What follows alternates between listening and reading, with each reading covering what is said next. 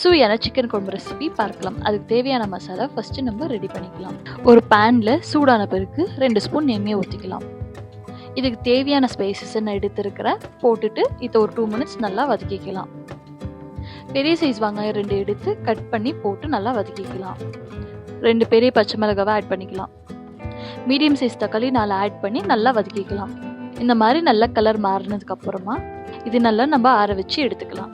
Next ஒரு mixie ஜாரில் இதை போட்டுட்டு நல்லா பேஸ்ட் மாதிரி அரைச்சி நம்ம எடுத்துக்கலாம். இப்போ நம்ம மசாலாவை ரெடி பண்ணிட்டோம். கடாயில் தேவையான அளவுக்கு எண்ணெய் ஊற்றி 10 சின்ன வெங்காயம் போட்டு நல்லா வதக்கிக்கலாம். கருவேப்பிலை, கொத்தமல்லி, புதினா போட்டு நல்லா வதக்கிக்கலாம்.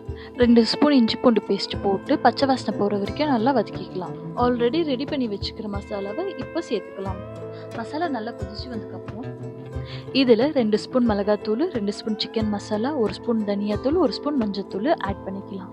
இப்போ இதில் தேவையான அளவுக்கு உப்பு ஆட் பண்ணிக்கலாம். அடுத்து 1 கேஜி சிக்கனை இப்போ நம்ம ஆட் பண்ணிக்கலாம். ஒரு 10 நிமிஷம் நல்லா சிக்கன் பாயில் ஆகட்டும். இப்போ சிக்கன் குழம்பு நல்லா பாயில் ஆயிடுச்சு. இப்போ நம்ம 2 ஸ்பூன் தயிர் ஆட் பண்ணிக்கலாம். சிக்கன் குழம்பு ரெடி ஆயிடுச்சு. இப்போ கொஞ்சமாக கொத்தமல்லி தூவிக்கலாம். சுவையான சிக்கன் குழம்பு ரெடி.